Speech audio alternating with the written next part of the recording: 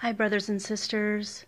I'm coming on here again. I thought my work was done for the morning, but apparently I forgot a couple of important things that the Lord has shown me. First of all, the first thing that I'm going to go over, I was on here earlier, by the way. Today is December 1st, 2016. The first thing that I forgot was about a couple nights ago, I had a dream. I had a dream that the Lord had shown me that we were in the town that we live in right now, and that a UFO had nosedived in our community. But what I got from it was what I understood during this brief dream is that when this UFO, as it was descending, it's like it came to me in slow motion so that I could digest and retain what the Lord was showing me.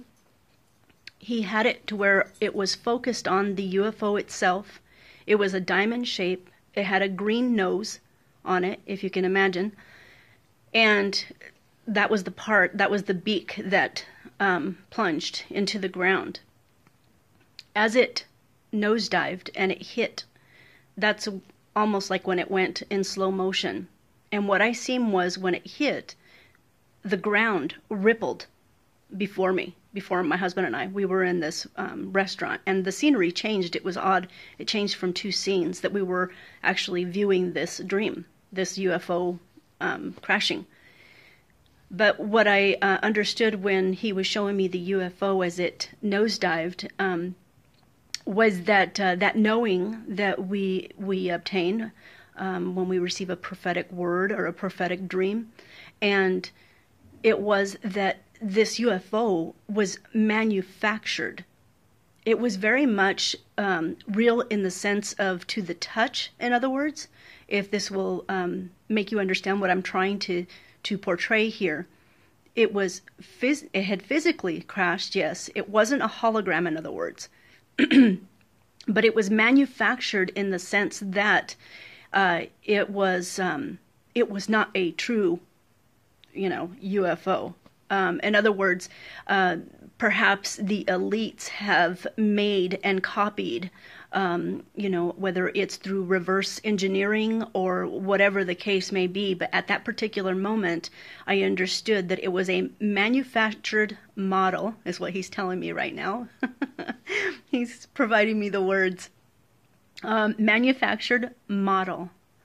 And I believe, honestly, from what he's been showing me here recently, it is a prelude of what potentially is going to come. And please know, because he has put it very heavily on my spirit several times, that to please understand that the government and the global elitists, the UFO mass deception, this alien invasion of mass deception, do not, how can I say, be very clear. It's Satan's seed.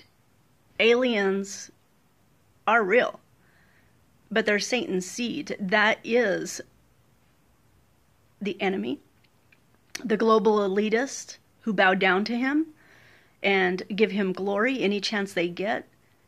But that is their trump card. Those are the words that the Lord has given me various times. The UFO alien invasion deception is to instill fear beyond the comprehensible, as if 9/11 was not enough. Okay, second thing that I'm going to go over. And I pray that I don't get emotional, but every time I say that, I end up crying. So I feel that this is to help you. In fact, I don't feel, I know it. While I was having breakfast this morning, the Lord put it very heavily on my spirit about my professional life, in my career, through the years. And he reminded me, he took me to a place when I was a little girl. Sorry.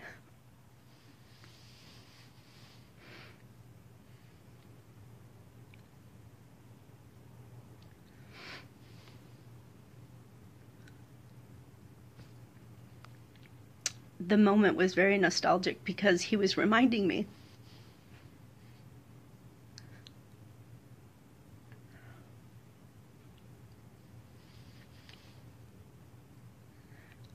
when I was a little girl.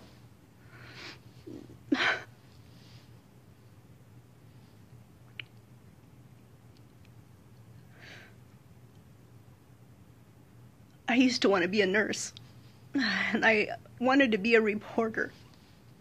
I wanted to be a news anchor. And it made so much sense to me when he was having me. It was like he was sitting next to me having breakfast in this diner. And he put it so heavily on my heart. He was explaining to me why I was having these feelings and why I was feeling all of these emotions. It was like a rush of emotions. And I want you to pay attention to this because this isn't just for me. This is for you. This is for the viewers, for his children.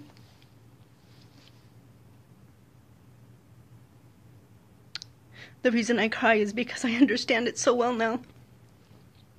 I understand it. I understand why he was showing me it. I understand why he had me revisit it.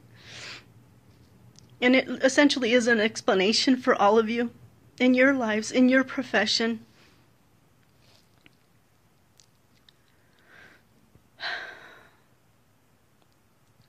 These professions, I'm trying to really compose myself. These two professions that I had dreamt of doing. And there's a reason why.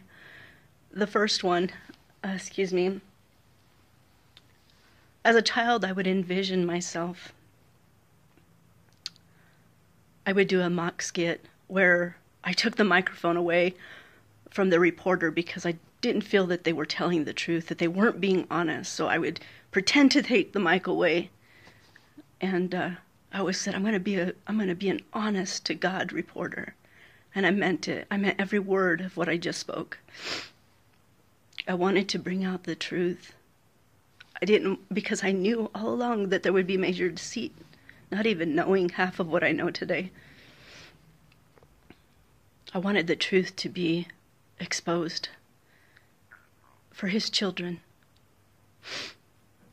My desire to be a nurse seems to parallel my current position as a maidservant for the Lord. Nursing his children who perhaps at one time or another have flatlined in their love for him.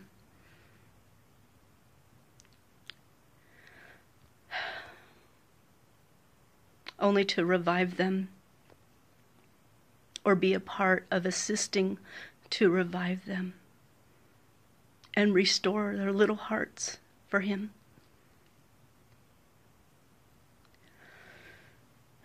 And to prepare for his return.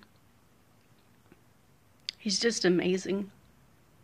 When I cry on these videos, trust me, I don't care. I don't care what people think. But I cry because I can feel him. I can feel him speak these words through me. As I sat at this diner, he reminded me of this. He reminded me of once upon a time my innocence. I guess he wants me to reassure you that if you're watching this and you've questioned, why have, whatever your profession might be, why did I get into this, how did I stumble upon this? How was this job positioned for me just precisely? Just perfectly, I just happened to stumble into this profession. Review your career and know that God has his hand in everything in your life. Everything. Sometimes it's lessons. Sometimes it's blessings. Sometimes it's both. That's what he wanted me to come back on and share with you. And please understand, when I cry, it's not because I'm not happy to serve the Lord. It is unexplainable, the feeling. Literally, I can't put it in words, as many of us watchmen and maidservice cannot. There are no words that can be spoken to explain how very present he literally, I feel him sitting on my heart. To voice this because I know he knows, not me, he knows that when I declare this, when I speak this, and you're watching this, you're going to understand. You're going to understand why it was you were placed at that perfect and opportune time in your life. Whether it was meeting your future spouse, whether it was your future job, there's a reason for everything, guys. I love you. Please stay encouraged. I love you. Don't get mad at me because I cry. Have a good day.